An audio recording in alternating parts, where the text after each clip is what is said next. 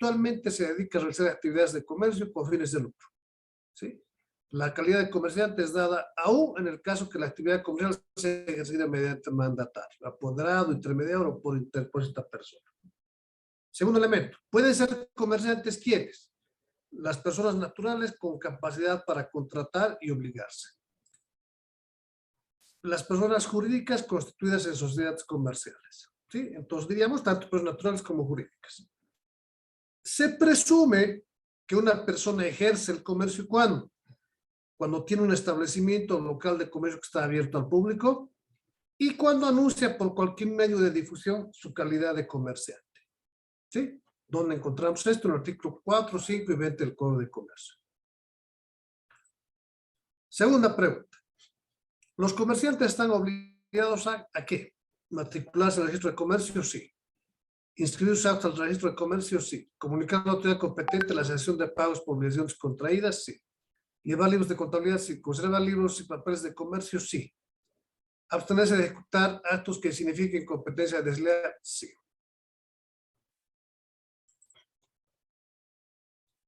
¿Quiénes están impedidos de ejecutar actos de comercio? Las personas señaladas por las disposiciones legales como consecuencia de una sentencia ejecutoriada, los privados que no hayan obtenido rehabilitación, los directores, administradores o gestores, así como los síndicos de las sociedades declaradas en quiebra culpable o fraudulenta por el tiempo que dure la condena. Los funcionarios, empleados públicos, etcétera, en relación a actividades que tengan vinculación con sus funciones. ¿Sí? Y asimismo, quienes hayan sido o hayan cometido, ¿no?, delitos contra la propiedad de la fe pública, la economía nacional, la industria y el comercio, o por contrabando, competencia desleal, usurpación de funciones, etc. ¿Quiénes están facultados para ejercer actos de comercio? En nuestra legislación, ¿no? Entonces tenemos que las siguientes sociedades y personas podrán realizar actos de comercio: sociedad colectiva, sociedad en comandita simple, sociedad de responsabilidad limitada, sociedad anónima, sociedad en comandita por acciones, sociedad accidental, sociedad de economía mixta, sociedad constituida en el extranjero, empresas unipersonales. Vemos el artículo 5, número 1 y 126 del Código de Comercio. Y una resolución normativa de la 10 del 2012. ¿Cuáles son las características de la sociedad colectiva? En ella, esto hemos preguntado en varias oportunidades, ¿no? En ella los socios responden sus obligaciones sociales en forma solidaria e ilimitada. En su contrato de constitución se indica el régimen de administración por uno o más administradores, socios o no. Su denominación se constituye en la razón social más compañía o abreviatura CIA, ¿sí? Por derecho y obligaciones transmitidas se añade vocablos de sucesores de. La persona que permita o deje incluir su nombre sin ser socio responsable o se responsabiliza, mejor dicho, en forma solidaria e ilimitada. ¿Cuáles son las características de la sociedad en comandita simple?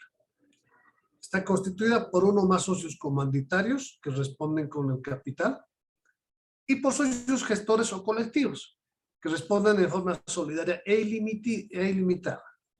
Hagan o no aportes de capital.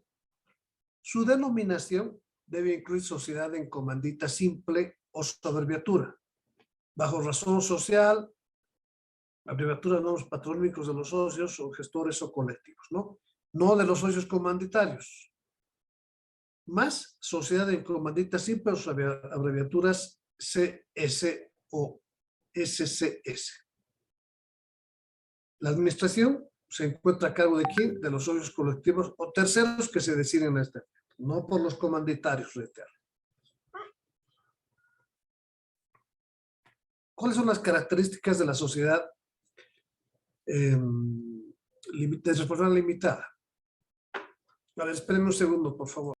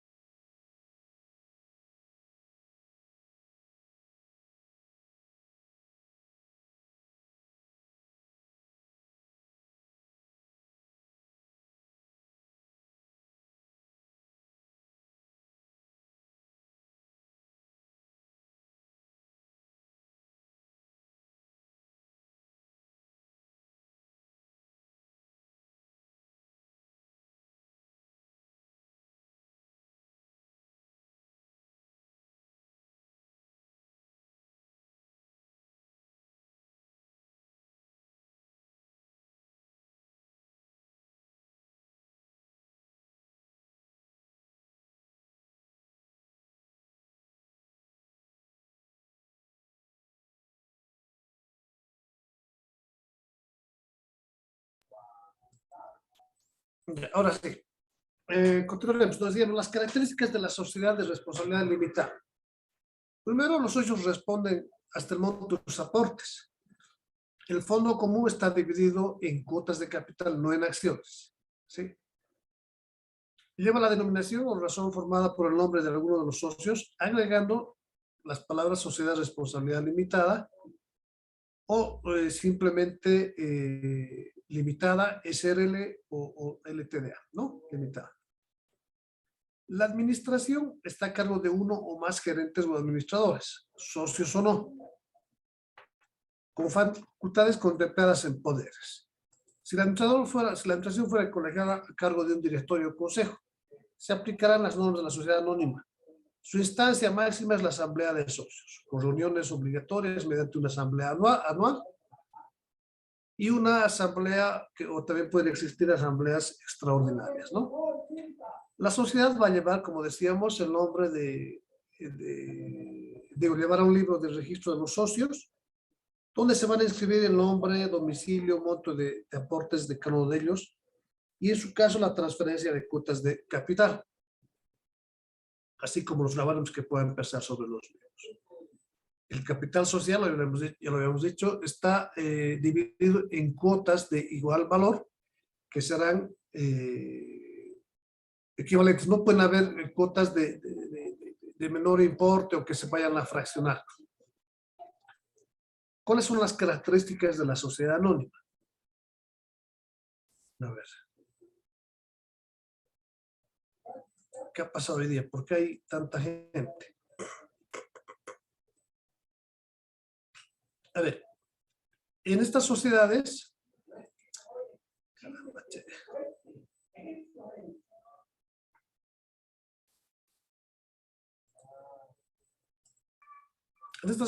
el capital está representado por acciones, a diferencia de la responsabilidad limitada, ¿no?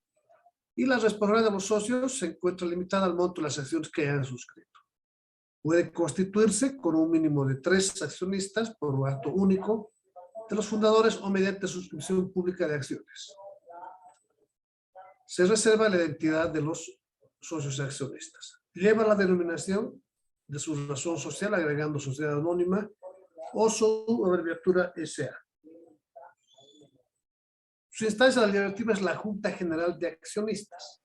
La sociedad anónima debe redactar sus estatutos aprobados por la Junta General de Accionistas. Por otra parte, cuenta con una junta de directorio o mesa directiva para los efectos de su administración. Por consiguiente, pueden o cuentan con directores y tienen una instancia de fiscalización que se encuentra a cargo del síndico o los síndicos. Características de las sociedades constituidas en el extranjero. En cuanto a su forma y existencia legal, se rigen las leyes del lugar de su constitución. Sin embargo, para desarrollar sus actividades, este tipo de sociedades queda sujeta a la normativa boliviana, como también a llevar contabilidad de sus actos realizados en territorio nacional.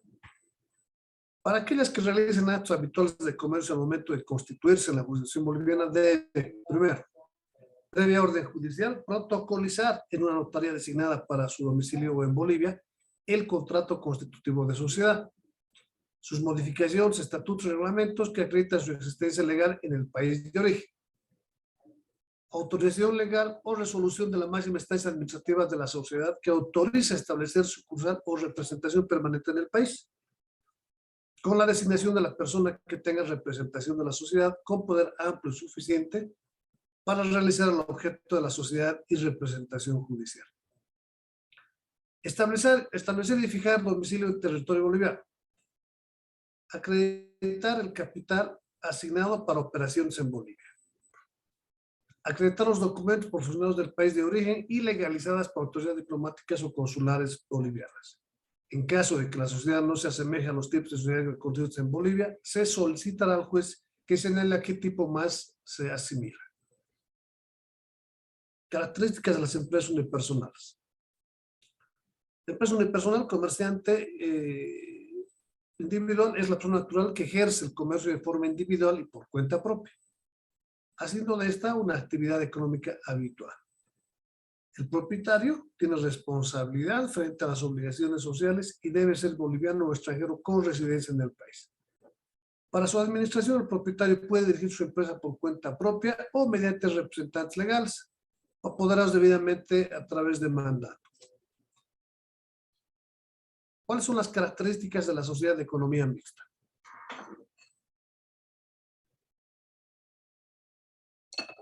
En esta sociedad hablamos de una participación del Estado y del capital privado, ¿no? Para el desarrollo de una determinada actividad de comercio, industria o servicios. Están sujetas al rigor que establece su constitución, teniendo un desenvolvimiento como una sociedad anónima. Esta sociedad puede conformarse con 2 o más socios. Su denominación debe llevar la mención sociedad anónima añadiendo la palabra mixta, teniendo una abreviatura de SAM. Para constituir esta sociedad debe cumplir los siguientes requisitos. Propuesta a los promotores a la entidad estatal con el cual desee formar sociedad, suscripción de convenio con proyectos aprobados de la Constitución y estatutos, decreto supremo que autoriza la formación de la sociedad, depósito en un banco de capital pagado, inscripción en el registro de comercio. La participación del Estado debe estar claramente determinada en el convenio, decreto supremo, Constitución y estatutos, indicando además si la explotación se refiere a recursos naturales, renovables o no. Y si los aportes son de origen nacional o extranjero, sus responsabilidades están limitadas a los aportes efectuados y a los compromisos contraídos. Asociación accidental. ¿Cuáles son sus características? ¿No? Este tipo de asociaciones cumplen las siguientes características. En cuanto a su naturaleza contractual, tenemos que 2 o más personas naturales o jurídicas se asocian mediante contrato para realizar operaciones determinadas y transitorias, mediante aportaciones comunes llevadas a cabo por uno o todos los socios, ¿no? Entonces, el tiempo de vigencia de estas es muy reducido. En cuanto a denominación social y personalidad jurídica, carecen de ambas. No tiene una denominación social y no tiene personalidad jurídica. En cuanto al registro de comercio, no cumple con las formalidades del registro de comercio. Bueno, eso es pasado, ¿no?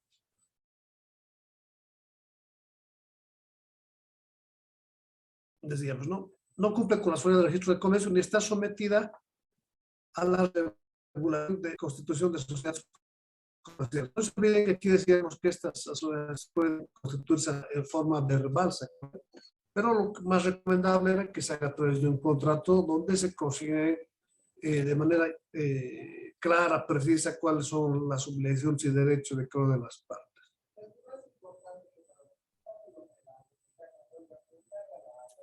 En cuanto a los derechos y obligaciones frente a terceros, los asociados actúan a su nombre. Los terceros tienen derechos y obligaciones solo ante los asociados, ¿no? Cuya responsabilidad es solidaria y limitada.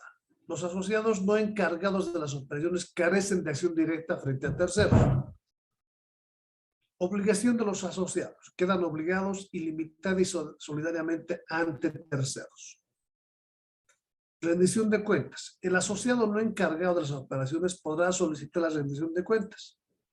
Al término de la asociación, los socios encargados serán responsables de la liquidación y rendición de cuentas ante los demás asociados. En cuanto a su control, sin perjuicio de que existan encargados para este tema, todos los socios asociados podrán examinar, inspeccionar, verificar y vigilar las operaciones encomendadas a los socios encargados de las operaciones. Hablamos aquí de oportunidad y pertinencia también, ¿no? Se toman en cuenta las normas supletorias de las sociedades colectivas siempre y cuando no sean contrarias a su naturaleza o a sus características. ¿Qué actividades no se consideran como actos de comercio o actividades de comercio? Producción y negociación que hacen directamente los agricultores, ganaderos, avicultores y otros similares de los frutos, productos de sus cosechas, ganados, aves y otros, a menos que tal producción y negociación constituya por sí misma una actividad empresarial. Pero aquí tenemos que lo que se produce en el agro, pues no va a constituir una actividad comercial, ¿no? Prestación directa de servicios por los profesionales, así como la creación científica o artística y su enajenación por su autor. trabajos o oficios manuales o de servicios de los artesanos, obreros y otros, establecidos sin condición de empresarios y cuya subsistencia depende de productos de aquellos, ¿no? De su producción. Pensiones familiares atendidas personalmente por su propietario, cuando ésta se realiza de tarea como medio de subsistencia. Adquisición de los frutos, mercadería y otros bienes con destino al consumo o uso del adquiriente, o el ofrecimiento ocasional de cualquier excedente. Autoproducción, ¿no? Adquisición y disposición de bienes inmuebles, salvo la ejercida por empresas dedicadas habitualmente a este giro. Es decir, si yo vendo mi casa, pues no se actúa como un acto de comercio porque no es habitual. Sin embargo, si el acto es comercial para una de las partes, se rige por las disposiciones del Código de Comercio. Constitución e inscripción de empresas. ¿Cómo se constituye una empresa? Pues primero, perdóname por favor, un segundito.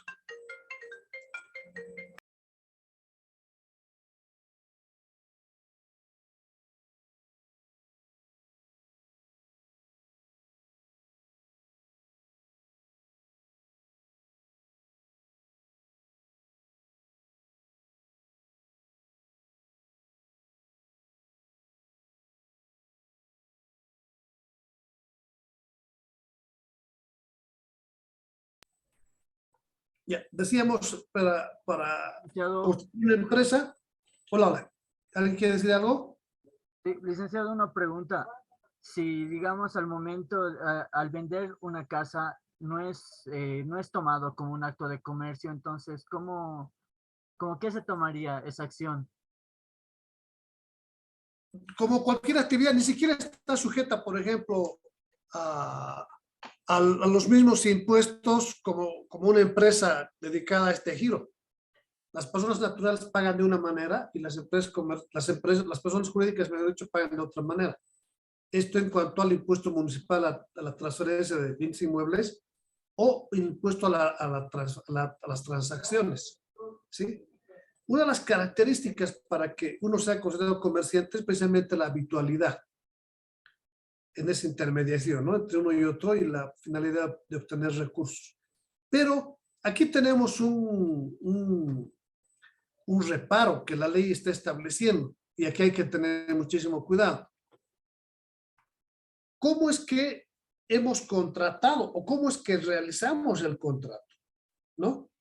Porque el código está estableciendo que si el contrato es comercial para una de las partes, entonces su regulación, o sea, ese contrato y las futuras relaciones o problemas que puedan suscitarse van a regularse por el Código de Comercio, ¿no?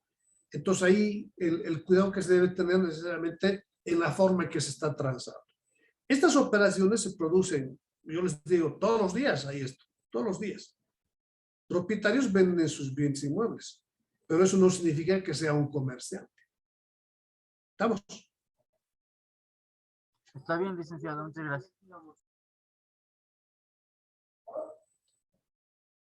Ahora, ¿cómo constituimos una empresa? Bueno, lógicamente existen algunos requisitos más de orden administrativo, ¿no? ¿Qué tenemos que hacer? De manera muy genérica. Y sus compañeros han ido especificando, unos dos grupos han explicado esto, ¿no?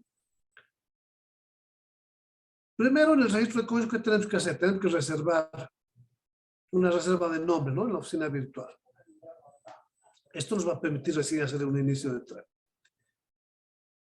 Luego tendremos que realizar, pues, o suscribir o constituir lo que constituye, o llenar, mejor dicho, el formulario virtual de inscripción, adjuntando a este efecto el testimonio de constitución, los poderes de representantes legales y una publicación ante la Gaceta Electrónica, ¿no? Ante impuestos nacionales, ¿qué tenemos que hacer? Es obtener nuestro registro tributario, es decir, nuestro número de identificación tributaria. Ante la alcaldía, ¿qué necesitamos? Solicitar una licencia de funcionamiento. Esta licencia nos va a generar la obligación de pagar un impuesto, ¿no? Una patente, mejor dicho. Una patente municipal. Ante la gobernación, autorización sanitaria de funcionamiento, registro único sanitario, presentación del lugar de inscripción, certificado de modificación, etc. Esto de acuerdo siempre a la naturaleza de la actividad que estemos desarrollando, ¿sí? El Ministerio de Trabajo, pues lógicamente necesitamos el registro obligatorio de empleadores, el ROE, ¿verdad? Llenar los datos, registrar en la página virtual del Ministerio de Trabajo, Empleo y Previsión Social.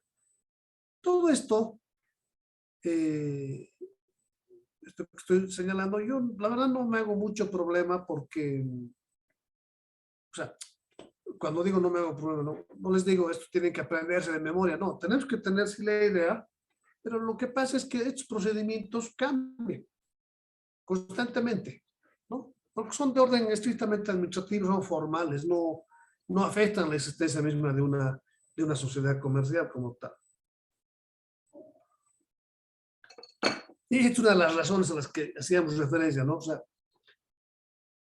este enmarañado trámite, digamos, porque tenemos que ir a una entidad, a otra, y todas nos hacen demorar, excepto impuestos, por ejemplo, que eso no va a tardar más de 15 minutos.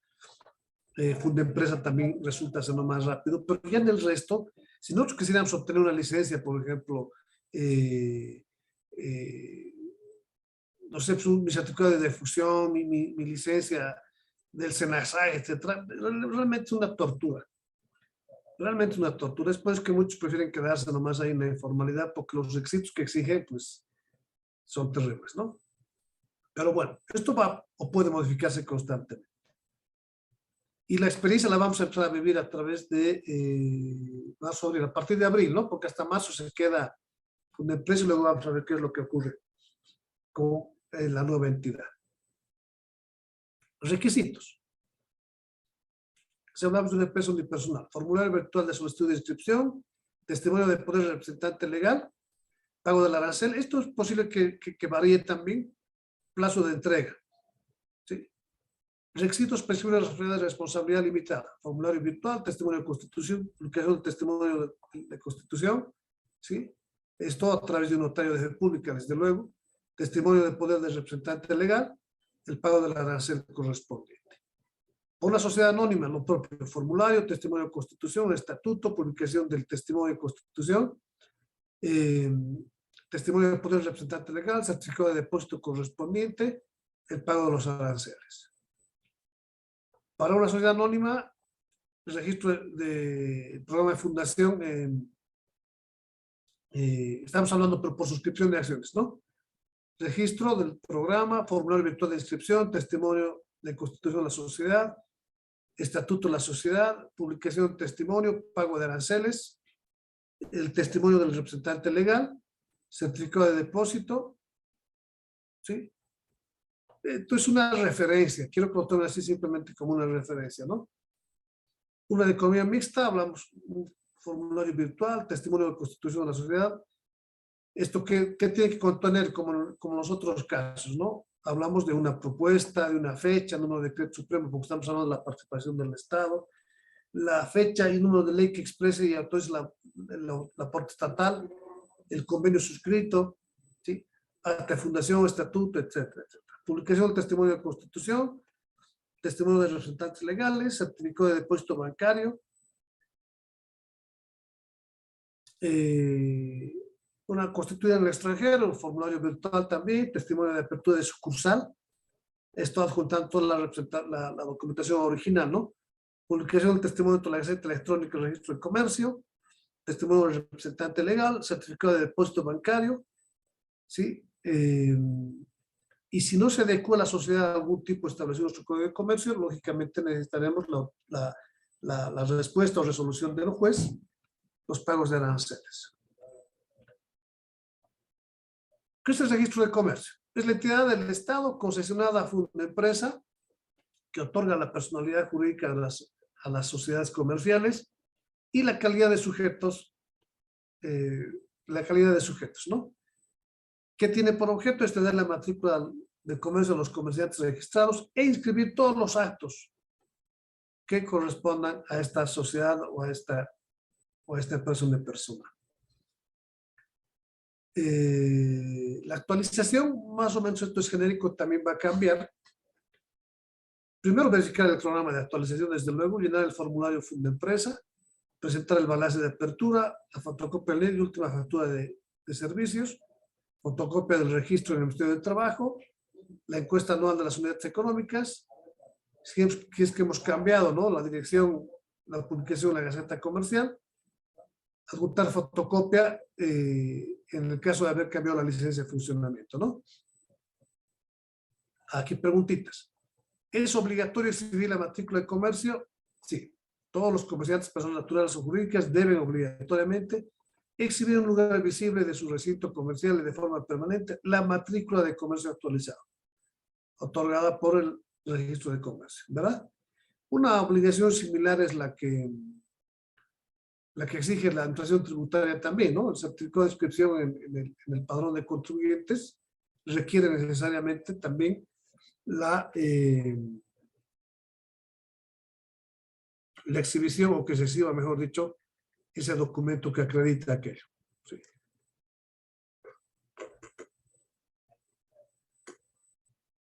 ¿Qué actos nosotros registramos o debemos registrar en el registro de comercio? Todo aquello de manera general, ¿no? Todo aquello que implique primero una modificación de la sociedad, si es que su naturaleza así lo permite. Es por eso que hablamos que los actos que deben registrarse, pues definitivamente son todos los actos, contratos y documentos que vayan a generarse en algún tipo de sociedad, ¿sí? Ahora, de manera ya particular o específica, en todo caso, podemos decir que los actos, contratos, documentos sujetos a inscripción, liquidación de sociedad conyugal, etc. Las emancipaciones conforme a la ley que se otorgan a los menores de edad, las resoluciones o sentencias de incapacidad para el ejercicio del comercio, las modificaciones y prórrogas a la constitución de sociedades comerciales, toda forma de reorganización de empresas, hablamos de fusión, disolución, escisión, etc. Otorgación, modificación y revocatoria de poderes de administración y o representación, apertura de establecimientos comerciales, sucursales y agencias, las resoluciones judiciales, ¿sobre qué? Anotaciones preventivas, demandas judiciales y o cancelaciones, aprobación, ediciones y reformas estatutarias en el caso y en su caso las reglamentaciones, designación de representantes legales y liquidadores, su remoción en caso de liquidación, ¿no? Constitución y cancelación de fieles a los directores y síndicos. Esto es cuando no son socios, ¿verdad? Aumento y disminución de capital de empresa unipersonal o sociedades comerciales, registro de las funcionarias de accionistas, en el extranjero, registro de los representantes de las sociedades constituidas en el extranjero, registro de la creación de títulos, registro de las hipotecas sobre la empresa mercantil. Ahora sí, algo que ustedes dominen en cuanto a contabilidad.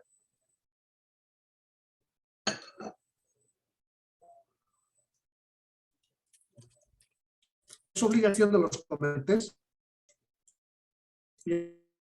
una comunidad sobre una base uniforme que permita demostrar la situación de sus negocios y una justificación clara respecto a cada acto que desarrolle. Y deben conservar sus libros en un buen estado. ¿Qué libros están obligados a llevar? Entre otros, que puede ser desde luego, ¿no? Libro diario mayor, inventarios y balanzas.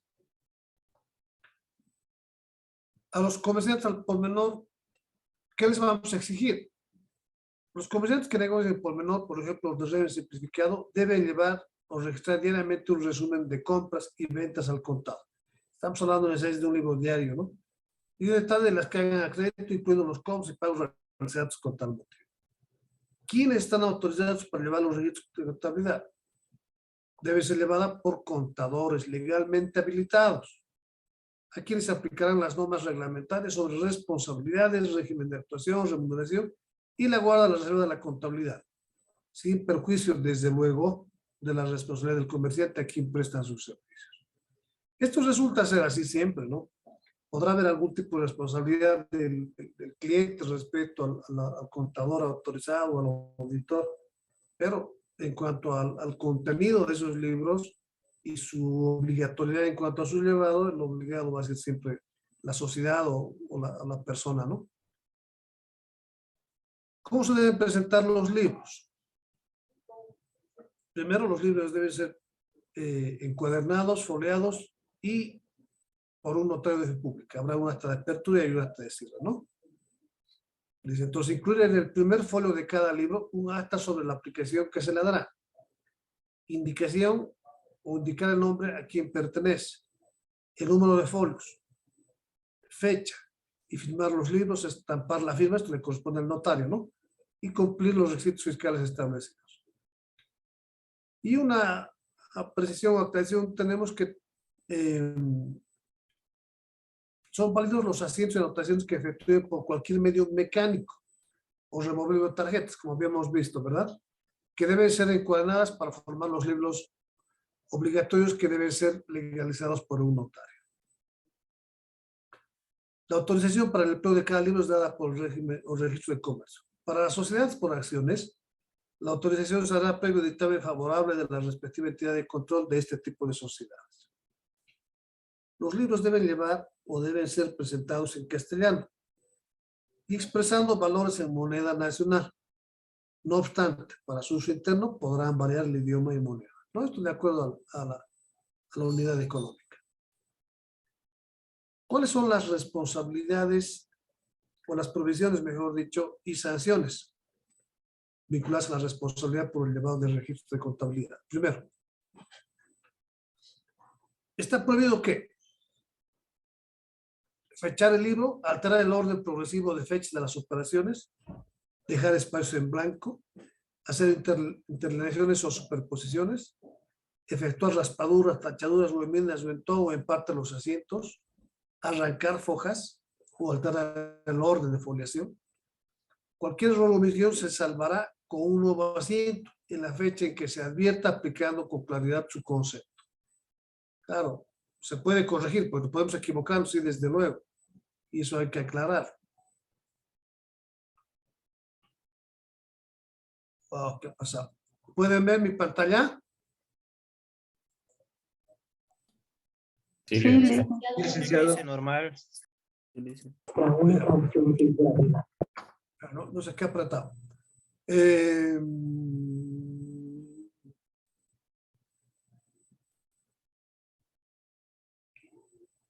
Adicionalmente, entonces, no podemos afectar la numeración o la foliación. Se puede corregir los errores que cometamos, sí, con un nuevo asiento claro y preciso sobre ese concepto. La contabilidad. Ahora, la inflación o la inobservancia, ¿qué determina? Va a determinar o le va a restar un valor probatorio a los libros, ¿no? Y eso va en perjuicio de quién, del comerciante. ¿Qué se registran en los libros? En el diario vamos a registrar día por día y en orden progresivo las operaciones realizadas por la empresa. Cada partida expresa las cuentas deudoras o acreedoras con indicación de las personas que intervienen en los documentos que los respaldan. En el mayor, vamos a trasladar los datos del libro diario en el mismo orden progresivo, las referencias de importaciones, importes deudores, perdón, o acreedores en cuentas individualizadas. En el libro de inventario y balance se abre con el método de balance iniciales de forma anual, semestral, indicado el inventario final y el balance general. Esto con la finalidad de tener información veraz sobre la situación patrimonial de las empresas y actualizar anualmente sus matrículas de comercio. Pero para quienes están trabajando ya se dan cuenta, ¿no?, la importancia que tienen esos balances. Y nosotros vamos, se toma mucho en cuenta, por ejemplo, cuando tenemos empresas donde hay la compra y venta de insumos de consumo masivo, la importancia que tienen los inventarios, ¿no? ¿Cuánto tiempo se deben conservar los libros y papeles de comercio? Disculpe, ¿No? licenciado, Adelante. se le quedó congelada su pantalla, ya no se ve, solo se quedó en cuáles son las prohibiciones y sanciones respecto a los libros. Ahora, Ahora sí, licenciado. mira, a ver, decíamos, ¿cuánto tiempo vamos a llevar los libros? Tenemos, o sea, conforme a lo que establece el Código de Comercio, ¿no?, conservar por lo menos 5 años. ¿Sí? Y aquí viene un detallito. salvo que otras disposiciones dispongan lo contrario, ¿no? O sea, habíamos hablado del término de prescripción, por ejemplo, en materia impositiva, que ahora tenemos 8 años. Entonces, la ley 2492 con la modificación establece que deberíamos conservar la documentación por 8 años, ¿no? El código establece 5, por lo menos, ¿no? Pero, reitero, salvo que otras disposiciones dispongan lo contrario, como está ocurriendo hoy en nuestros días. La obligación de conservar la documentación en caso de muerte del comerciante o cese de actividades recae sobre sus herederos. En caso de disolución, serán liquidadores los obligados a conservar los documentos. Esta penúltima posibilidad es bien complicada, ¿no? Bien complicada porque más allá de que están herederos, esto no significa o no implica que estos necesariamente hayan tenido el acceso a la documentación del padre, ¿no? O tener certeza dónde está. Son cosas que se presentan. Y lógicamente, para eximir alguna responsabilidad habrá que sustentar aquello, ¿no? Y licenciado, en caso de que el comerciante no tenga descendencia, no tenga herederos, ¿a quién le cae la responsabilidad? Nadie. Las responsabilidades son de orden personal, ¿no? Si no hay herederos. Ahora aquí tenemos que tomar en cuenta el tipo de sociedad, ¿no? El tipo de sociedad, qué es lo que han establecido los contratos societarios en caso de la muerte de uno de ellos, ¿sí? Cuando hablamos de sociedad. Ahora, cuando es unipersonal, pues el tema es más sencillo, ¿no? Porque si no tiene herederos, pues ahí se acabó el problema. ¿A quién le van a exigir la documentación? A nadie, ¿no? Si no tuviera herederos. Ahora, en el orden de herederos hay pues los forzosos, ¿no? Y hay otros, los legales. O sea, entran desde los hijos, o pueden ser herederos los hermanos, los padres inclusive, los sobrinos, ¿sí? Pero eso hay que ver, ¿no? O sea, es decir, quiénes han sido o quiénes han podido declarar herederos, ¿no? Ahora, si nadie se ha declarado heredero, pues no pasa nada. E independientemente del grado, el que se haya hecho declarar, pues tendrá que asumir la responsabilidad, si es que hubiese esa figura, ¿no? Y esto es real, pues a veces hay personas que no tienen descendencia. Entonces se declaran herederos sus hermanos, se declaran herederos sus padres, ¿no? Esto de acuerdo a los parientes que pueda tener y si alguno de ellos quiere asumir aquello. Es difícil, ¿no? Cuando uno no tiene mucho contacto, digamos, no sabe pues cuáles son las obligaciones, los derechos de una persona, entonces hay muchos riesgos en la declaratoria de herederos. Es por eso que les recomendaba siempre una declaratoria de herederos bajo beneficio de inventario, ¿no? Es decir, asumir simplemente activos y no pasivos. Y cuando hablamos de pasivos, estamos hablando de muchas responsabilidades. Adelante. Disculpe, licenciado, en el caso de una empresa unipersonal, digamos que muere el comerciante, el dueño de la empresa unipersonal, ¿Ya? y digamos que tiene bastantes deudas y no tiene tampoco registrados a herederos ni, como le dije, descendencia. ¿Qué pasa ¿Ya? con esas deudas y con la Nada. empresa? Nada.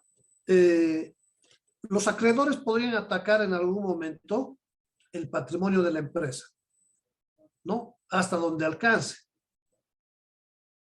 Y si ya no hay más patrimonio, a llorar al río. Disculpen la expresión, pero es así.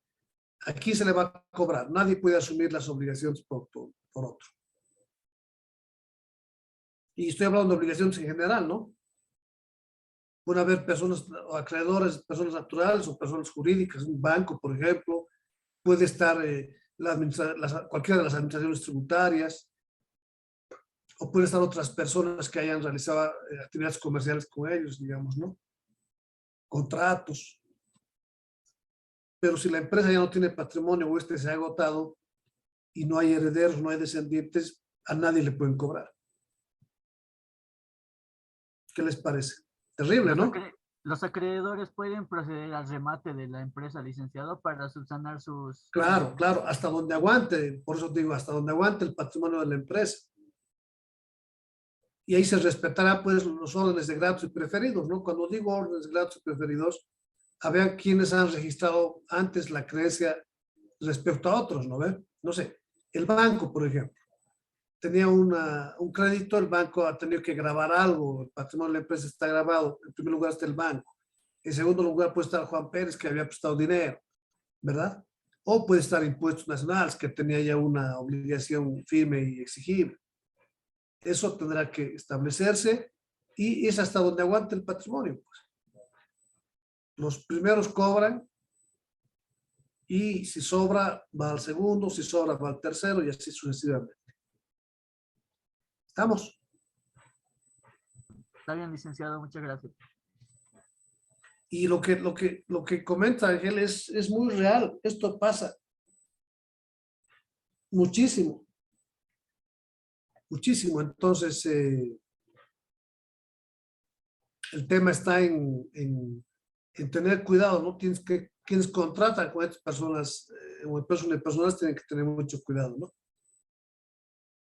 Y hoy más que nunca. Hoy más que nunca. A ver, casos en que proceden las auditorías.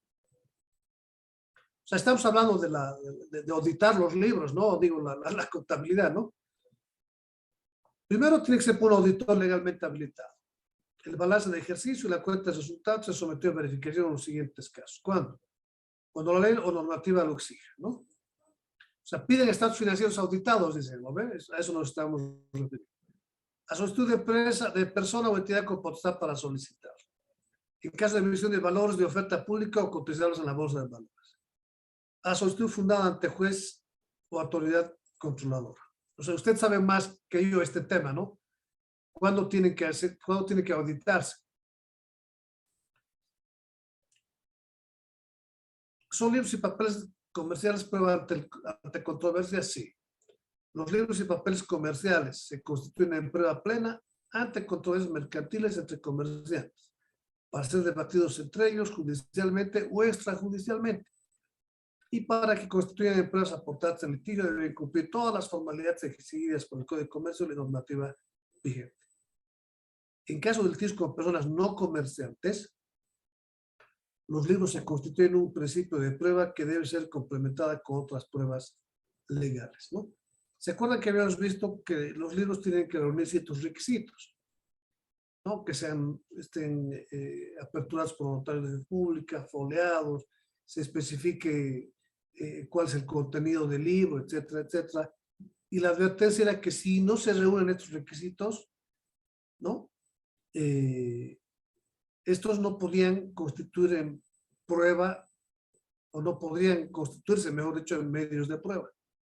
Y aquí viene la importancia, ¿no? Si se produjese una controversia, si no tengo mis registros adecuadamente llevados y con todas las formalidades, lógicamente me estoy restando posibilidades, ¿no? Ahora, si estoy en un litigio con una persona que no es comerciante, tendré que contar con algunos otros elementos de prueba complementarios para darle esa validez. Y hablábamos con ustedes, no es fácil pues cocinar. Entonces, a efecto de evitar precisamente esto, es que hay que tener el cuidado suficiente, ¿no? Y sustentar además, ¿no? Para que exista una validez de la documentación que yo pueda estar presentando. A ver, dos conceptitos que no los hemos avanzado, pero vale la pena tomarse en cuenta, ¿no? Que están vinculados a este tema de la doble contabilidad. Entonces decimos que hay una doble contabilidad fraudulenta cuando un comerciante lleva dos o más iguales en las que registra, o sea, libros, ¿no? En las que registra de forma diferente las mismas operaciones. Cuando tiene distintos comprobantes sobre los mismos actos o cuando se asientan parcialmente las operaciones. Claro, y mira, han habido problemas sobre este tema.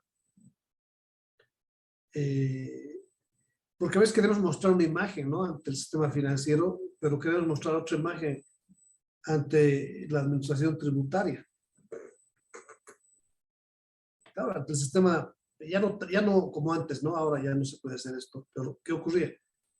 Una información yo brindaba al sistema financiero y otra información le estaba brindando impuestos. Para impuestos siempre estaba en pérdida y para el sistema financiero sí registraba utilidades, ¿no? ¿Esto con qué finalidad? Con la finalidad, en el último caso, de obtener créditos y anteimpuestos de pagar la menor cantidad de tributos, ¿no? Entonces se presentaba esto. Y desde luego, pues hay una finalidad fraudulenta, ¿no? Entonces, si se lleva doble contabilidad, se incurre a fraude. Los libros y papeles hacen prueba en contra del comerciante, independientemente de las sanciones penales aplicables. Y les comento aquí un temita adicional. Ocurre que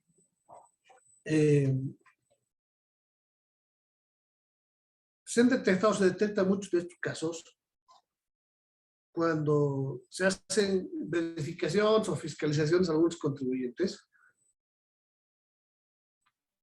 En los que se les depuran facturas y se les dice, no, esta factura no tiene validez, porque o bien no está autorizada o bien ha sido emitida a otro nombre y por otro importe, ¿no? O sea, ¿a qué me estoy refiriendo? Yo presento una factura, por así decir. Presento una factura, pero el impuesto me dice, no, señor, esta factura no sirve porque el proveedor ha emitido ese mismo número de factura con ese mismo número de orden a otra persona y por otro importe, ¿no? Claro, y no estamos hablando de que yo haya comprado una factura, no, yo he ido al establecimiento comercial, les realizado una operación como correspondía y me han dado una factura. Pero hay otra persona que tiene la misma factura, el mismo número de factura, pero con otros datos, ¿no?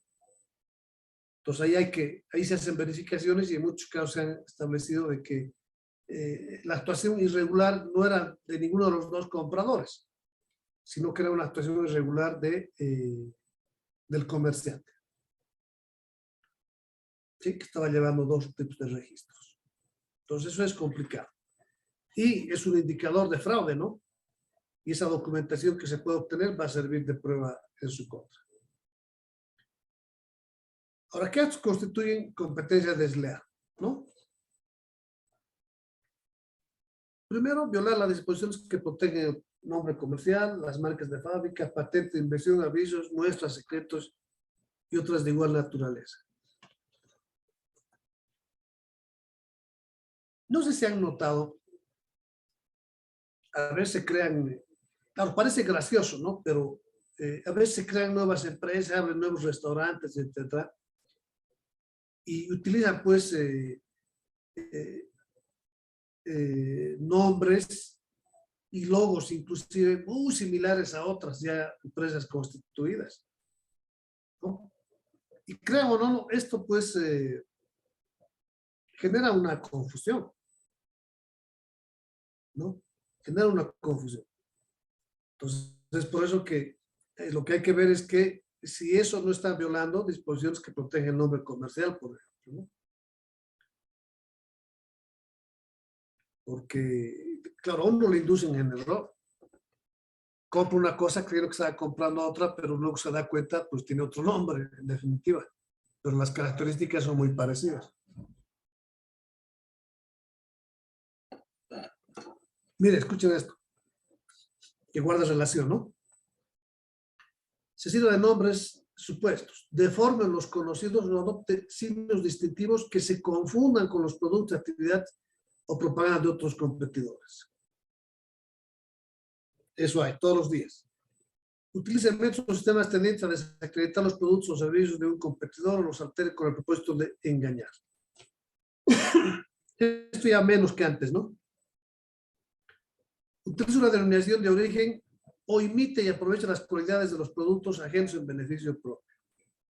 Emplea ponderaciones o exageraciones cuyo uso puede inducir a errores en el público. Miren, esto inclusive, o sea, estas conductas en realidad pueden ser sancionadas pues penalmente, porque están induciéndose a un error a través de artificios, de maniobras, etcétera, que sí pueden generar un perjuicio, ¿no?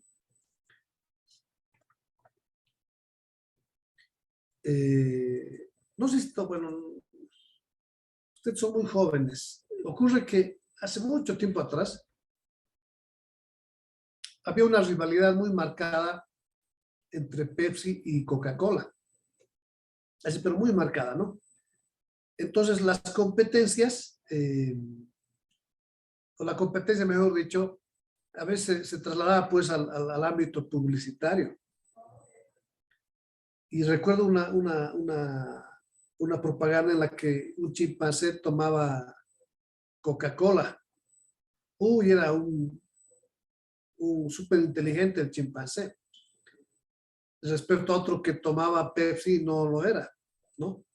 Entonces, ¿qué estaba haciendo? Estaba tratando de ponderar ciertas cualidades del producto. Claro, era graciosa la propaganda, pero eso sí iba en detrimento de la imagen de otra empresa, ¿no? Mire, le estoy hablando de dos transnacionales gigantes. Imagínense lo que pasa en mercados pequeños. Ocurre. Es por eso que en las propagandas, ustedes van a ver cuando tratan de ponderar las cualidades de un producto, detergentes, por ejemplo, no ponen nombre, ¿no? De la competencia. ¿Para qué? Precisamente para no incurrir en esto que pueda generarles algún perjuicio. Licenciado, Sí, adelante. en caso de que una empresa tenga una similitud con el nombre de otra empresa, ¿qué es lo que procede? Por ejemplo, yo fui a la feria del Alto, la 16 de julio, y vi varios tenis que decían, digamos, Nike, pero con doble I. Sí, ahí hay que tomar en cuenta dos aspectos, ¿no? Primero, sí, estamos hablando, digamos, de empresas que han registrado su nombre, han registrado la marca, ¿sí? O simplemente se tratan de productos emergentes del contrabando, o si bien ha pasado por un registro de nombre, este no ha sido objeto de observación, por ejemplo, ¿no? Claro, como tú me dices, Nike, por ejemplo. Si Nike hubiera observado en algún momento, hubiera detectado porque existe esta empresa que ha registrado ese nombre, podría tomar algunas acciones, ¿no? Podría tomar. Salvo, reitero, que se haya aclarado, se haya hecho el registro y no haya existido observación al respecto.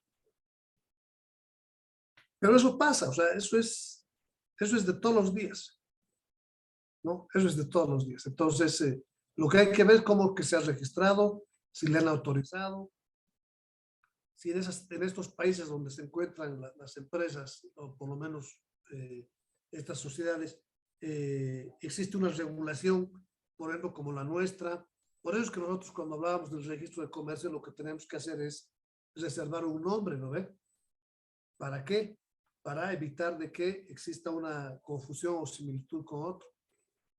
Entonces, cuando no lo hay, no hay ningún problema. ¿Sí? Es decir, cuando hemos sido autorizados y no se haya generado ningún perjuicio, no pasa absolutamente nada. Pero si hubiese ese perjuicio, ¿dónde podemos ir?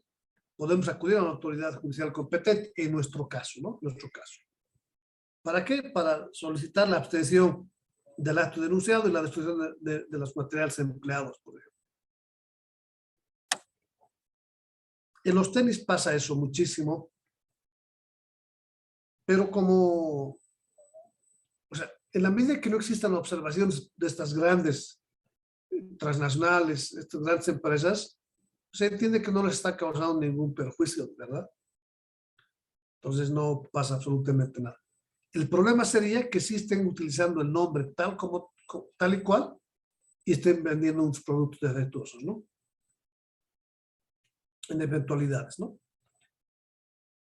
Entonces, si el juez ordena, cuando otros societarios, pero que hoy el juez ordena y nos dice, bueno, señores, absténganse de realizar estos actos o destruyan estos materiales. O se haga una rectificación pública, ¿no? En caso de incumplir con esta resolución judicial en el término que señale el denunciado pues estará en la obligación de pagar una sanción, una multa, ¿sí? Sin perjuicio esto de las acciones penales que se puedan iniciar en su contra.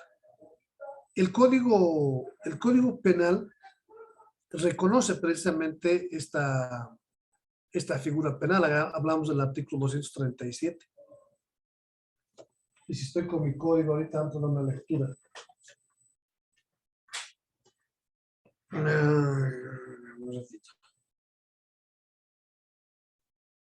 A ver, vamos a escuchar dos tipos penales, ¿ya?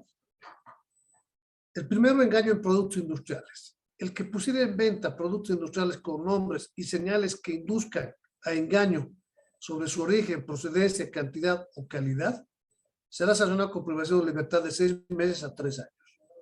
Es un caso. Segundo, el que desvío de clientela. El que valiéndose de falsas afirmaciones, sospechas, artilugios fraudulentos o cualquier otro medio de propaganda desleal, desvía la clientela de un establecimiento comercial o industrial en beneficio propio o de un tercero, incurre en la pena de multa de 30 a 100 días. ¿Sí? Otro. El que en lugar público o abierto al público engañare al comprador entregándole una cosa por otra, siempre que no resulte delito más grave, será sancionado con privación de libertad de 6 meses a 3 años.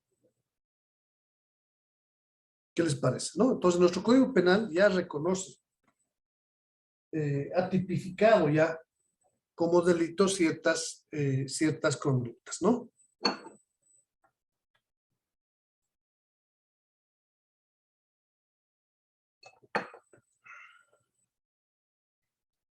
Modificación y extinción de las sociedades comerciales.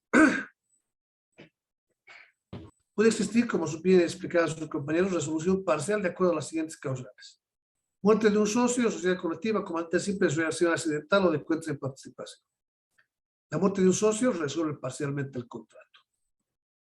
En las colectivas y en comandante simple puede estipularse que la sociedad continúe con los herederos del socio fallecido, si estos tienen capacidad para ejercitar el comercio. En la sociedad en comandante simple, o en comandante mejor, puede condicionarse la incorporación de los herederos a la transformación de su parte en comanditaria. En la sociedad responsable limitada podrá haber transferencias de cuotas a favor de los herederos o a que los socios adquieren las cuotas en proporción a las cuotas de capital y a su valor comercial a la fecha de muerte del socio. Esto tiene que estar especificado, lógicamente, en el contrato constitutivo. Exclusión de socios. Excluir justificadamente en caso de un socio incurre en incumplimiento de sus obligaciones, cometa actos dolosos o fraudulentos en la sociedad, uso o provecho personal en beneficio propio, queremos decir, la firma o patrimonio social sin autorización. Se ha declarado en quiebra, pierde su capacidad y esté inhabilitado para el ejercicio del comercio. En la sociedad anónima ISR, la exclusión de un socio o suspensión provisional se solicita por sus representantes o por cualquier socio, donde el juez procederá sumariamente.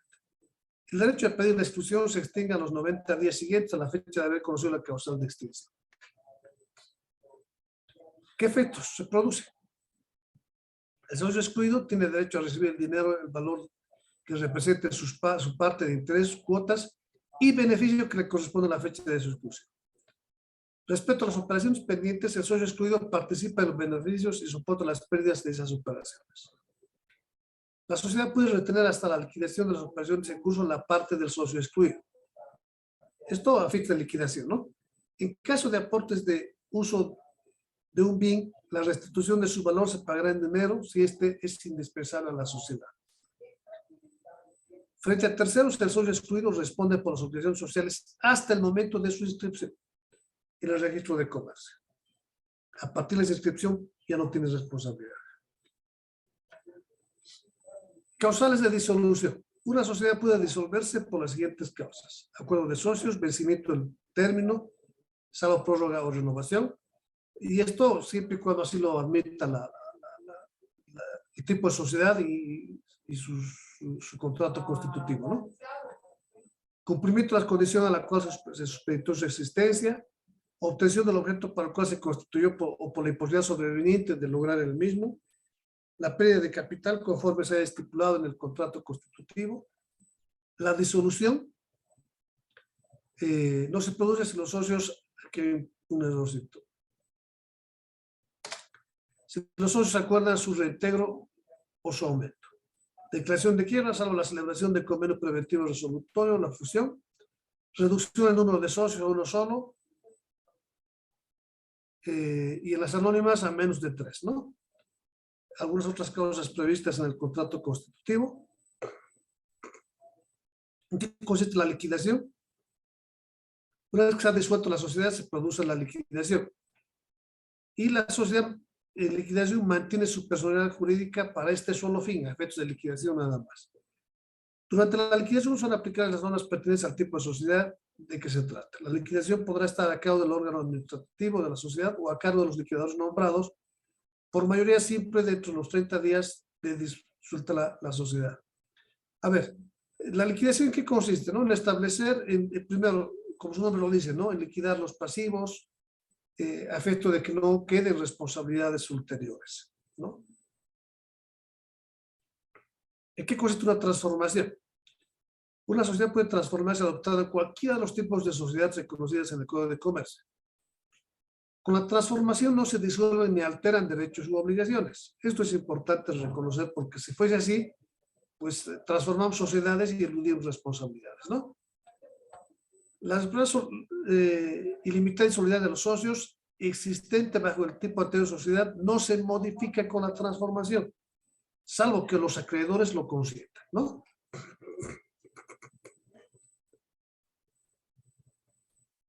¿Cuándo se presume este consentimiento de los terceros? Cuando el acreedor, luego de modificado o notificado personalmente, mejor dicho, no se opone a la transformación dentro de los 30 días siguientes. Si el acreedor contrata con la sociedad después de haber producido la transformación, la responsabilidad limitada asumida por los socios bajo un nuevo tipo de sociedad se extiende a las obligaciones sociales anteriores a la transformación. En este caso, ¿no? Si existieran contratos. Deben cumplirse los siguientes requisitos. Acuerdo unánime de los socios, salvo estipulación distinta en el contrato de la sociedad. Elaboración de un balance especial que debe ser aprobado por los socios y puesto a disposición de los acreedores en la sede social durante 30 días a partir de su notificación personal. Publicación de instrumentos de transformación, escritura pública de transformación otorgada por los órganos competentes de la sociedad y por los nuevos otorgantes, si los hubiera, con la especificación de los socios que puedan retirarse, capital que representan e inclusión de una copia firmada del balance especial, debiendo cumplirse con las formalidades correspondientes al nuevo tipo de sociedad. Inscripción en el registro de comercio de todos los actos y documentos pertenecientes a la transformación, desde luego. La transformación no requiere el acuerdo unánimo de los socios. En caso de haber disidentes, tienen derecho a separarse. No obstante, sus obligaciones perduran hasta que se haya inscrito la transformación en el registro de comercio. La transformación afecta el derecho preferente de los socios en la adquisición de las partes o interés en las cuotas de los socios que se separan, salvo pacto en contrario.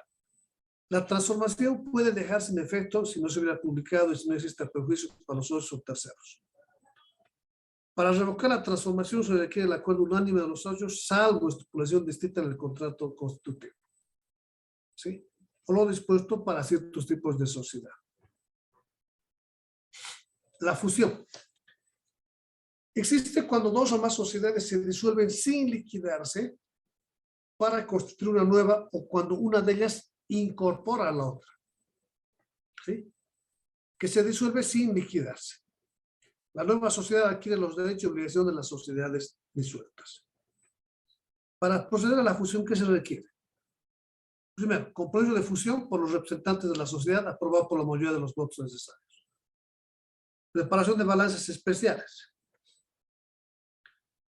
como requisitos iniciales. Ya como acuerdos definitivos, resoluciones aprobatorias de las sociedades partícipes, nómina de socios que se acojan al derecho de retiro y capital que representan los mismos, nómina de acreedores que formulen su oposición y monto de sus créditos, porque tienen que devolverles o tienen que adjudicarse o tomar para sí, cláusula de ejecución de acuerdo, inclusión de balances especiales. La nueva sociedad se constituye de acuerdo a las normas legales que corresponden al tipo de sociedad, ¿no? Y lógicamente debe realizar su inscripción ante el registro de comercio. La revocación de la fusión puede efectuarse en caso de que no se suscriba el acuerdo definitivo.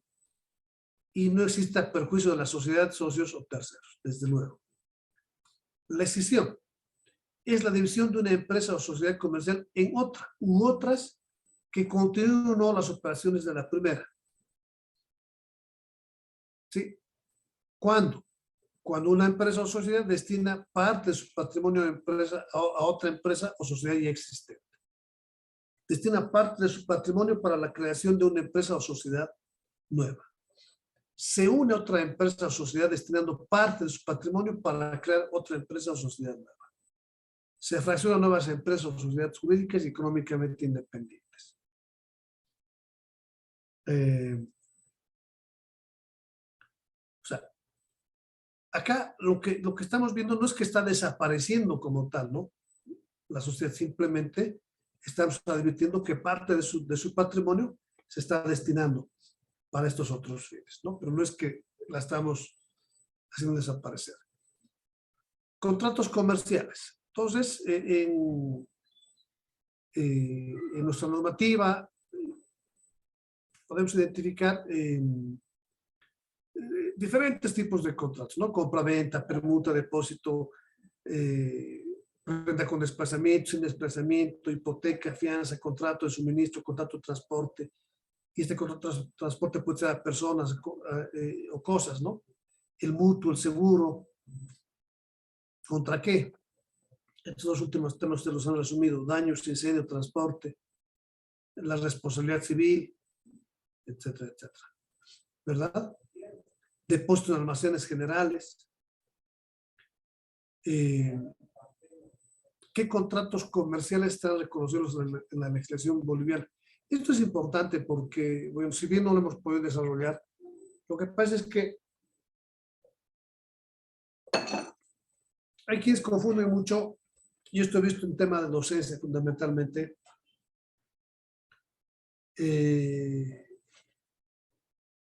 contratos que están dentro del ámbito del derecho bancario como tal y los llevamos al ámbito del derecho comercial, ¿no? Entonces, ahí es donde tenemos que tener mucho cuidado, de modo tal de que no lo volvamos comercial todo lo que está dentro del ámbito bancario, ¿no? Pero bueno, de alguna manera hemos señalado algunos de estos, algunos tipos de estos contratos, ¿no? Y por último se incorpora lo que corresponde a los títulos valores. No me acuerdo si está en el examen este tema, pero vale la pena recordar un poquitito, ¿no? Título valor es el documento necesario para legitimar el ejercicio del derecho material y autónomo consignado en el mismo, además de ser susceptible de ser tratado en el mercado de valores. Las características de los títulos valores, ¿cuáles son? Es necesario porque el tenedor debe exhibirlo para exigir su derecho o hacer su derecho. Es literal porque el título se explica explicitan tales derechos. Es autónomo porque los derechos consignados en el título pueden ser ejercitados por el tenedor del mismo independientemente de las relaciones mercantiles que determinaron su creación. La referencia a la legitimación se basa en que el tenedor debe poseer el título valor para ejercer los derechos relativos a dicha posesión. Claro, ¿cómo cobro un cheque si no tengo el cheque? No, o sea, de la manera más sencilla. La expresión valor comprenderá su acepción documentaria así como su representación en anotación a cuenta. Es decir, que el término valor engloba los títulos, valores, documentos, así como los que son representados mediante anotaciones a cuenta. Es decir, títulos, valores desmaterializados, que son representados de manera informática, que para su circulación no requieren de su entrega material, sino simplemente el cambio en los registros que lleva una entidad de depósito. Clasificamos, según su naturaleza, títulos de participación, de contenido crediticio y representativo de mercaderías. Según su garantía, quirografaria, hipotecaria, prendaria. Según su emisión, al portador, a la orden y los nominativos. Según la remuneración que otorga el tenedor, de renta variable, de renta fija. A rendimiento, a descuento. ¿En qué consiste un título de valor de participación? Los títulos de valor de participación, llamados también accionarios o personales, incorporan el derecho a percibir sumas de dinero además de investir a sus poseedores de determinadas facultades, lo que me acredita la participación dentro de una sociedad, ¿no? De contenido crediticio. Son aquellos que incorporan órdenes o promesas incondicionales de pagar sumas de dinero. Cheques, pagarés, ¿no? Letras de cambio. Y aquí hablamos de acciones, ¿no? Como ejemplo. ¿En qué consiste un título de representativo de mercaderías? Los títulos, valores representativos de mercaderías son documentos que a título de tenencia acreditan la recepción de bienes muebles o mercaderías por parte de una persona que entrega el título, obligándose a devolverlas al tenedor legítimo del medio. Estamos hablando, por ejemplo, de un certificado de depósito, ¿no? El tenedor legítimo de los títulos representativos de mercaderías tiene el derecho exclusivo de disponer de ellas. Y aquí hablamos de los bonos de prenda también, que son componentes de certificados de depósito, ¿no? También se dará derecho, en caso de rechazo del título por el principal obligado, a ejercer la acción de restitución del valor fijado en el título por las acreencias. Mire, así de manera muy rápida, las preguntas que se las he pasado, ustedes han trabajado en sus respuestas. Entonces, les voy a dar, a ver qué hora es, 2:30. A ver, hay gente que tenía que dar, que tenía cita médica hoy día. Veremos a ver la participación. Vamos a ver con cuántos participantes estamos, 69.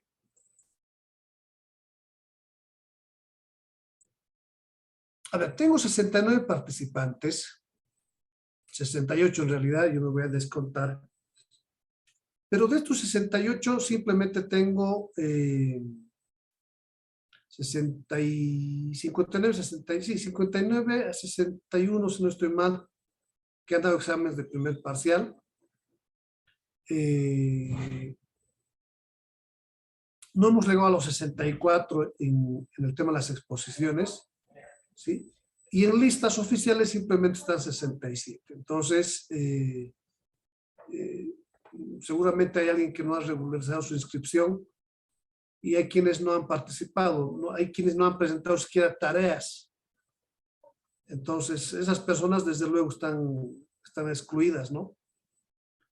Lo que sí les voy a, en todo caso, solicitar de que ustedes regularicen su situación o su inscripción, porque la lista que me han pasado no coincide con el número de participantes en sala, ¿sí? Y menos con quienes han dado sus exámenes. ¿Estamos? A ver, voy a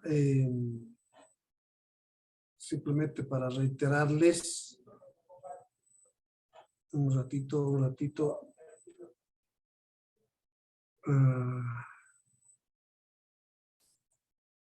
A ver, voy a reiterar, no tengo exámenes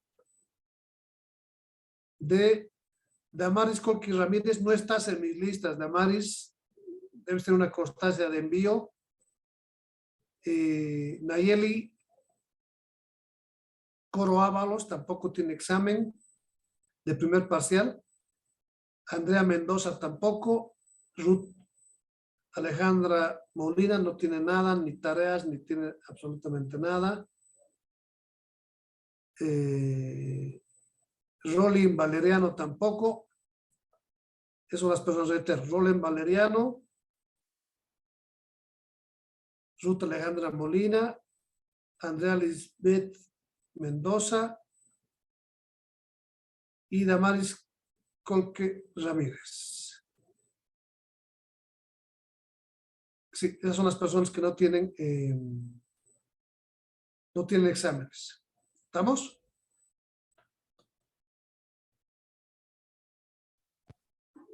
Buenas tardes, licenciado. Yo sí di el examen.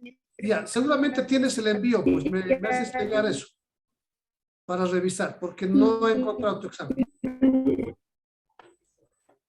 ¿Ya?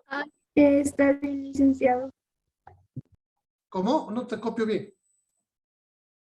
Está bien, Ya, licenciado. por favor. Voy a buscarlo. Si queremos eso, cosa de que yo cuando esté pasando la nota final, esto tenemos que hacerlo hoy día, pero máximo mañana, cosa que cuando yo esté pasando las notas finales hasta el día viernes, todos tengamos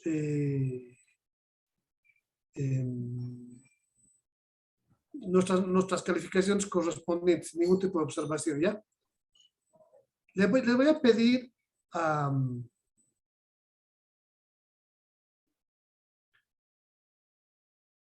ay, ¿dónde está esto?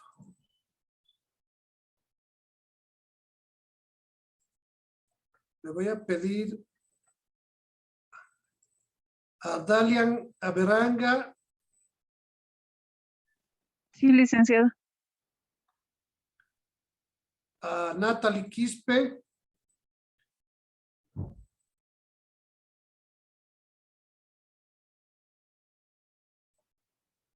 sí, que se pongan en contacto conmigo. Ya les voy a explicar su calificación.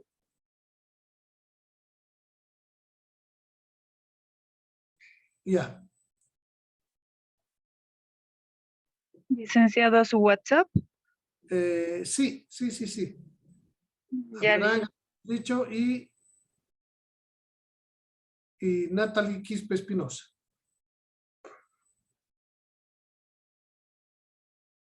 A ver, vamos a ver si alguien más.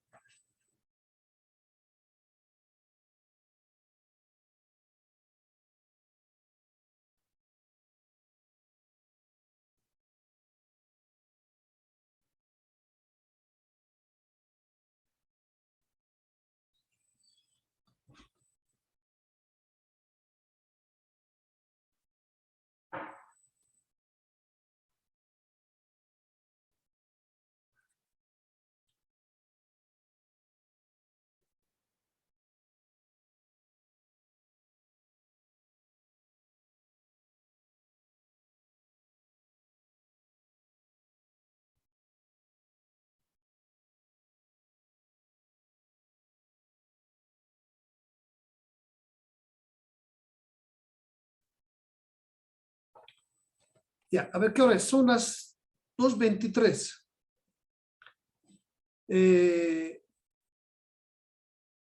A ver, no quiero generar perjuicio a las personas que tenían cita médica. Ayer alguien me habló que tenía una cita médica, ¿ya está en clase?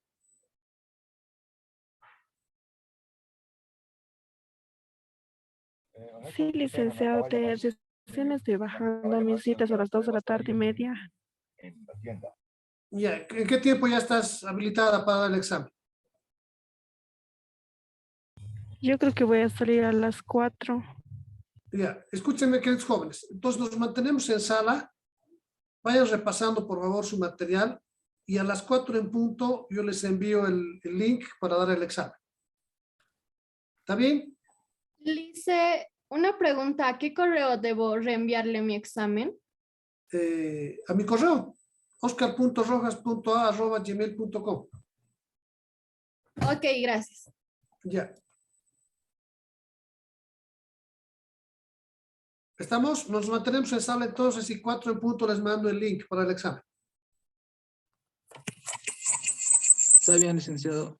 Licenciado. Muy bien, licenciado, gracias. Ya. licenciado, ya le escribí a su Pero WhatsApp. vayan leyendo, por favor. El examen está sumamente fácil, pero como son exámenes de selección, a veces se producen dudas. Entonces, si no he leído, no la tengo clara, pues lo más probable es que falle, ¿no? Pero está facilísimo. A ver, adelante, alguien quería decirme algo. Dice, ¿puede revisar su WhatsApp, por favor? Ya le escribí. A ver, vamos a ver un ratito.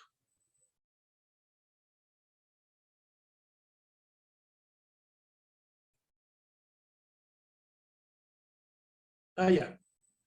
Ya, entonces trabajen, por favor, jóvenes. Yo me voy a estar comunicando inbox con estas personas. Licenciado, una pregunta, vamos a trabajar con nuestro material y las preguntas que usted nos mostró ahora. Esas son las preguntas que les he mandado. Esas son las preguntas que les he dicho que respondan. Y hemos hecho el trabajo el día viernes y lunes. Disculpe, Recuerda. licenciado, nos dijo que nos iba a mandar las respuestas. Ya las tienen pues las respuestas. Ustedes han trabajado en esas respuestas.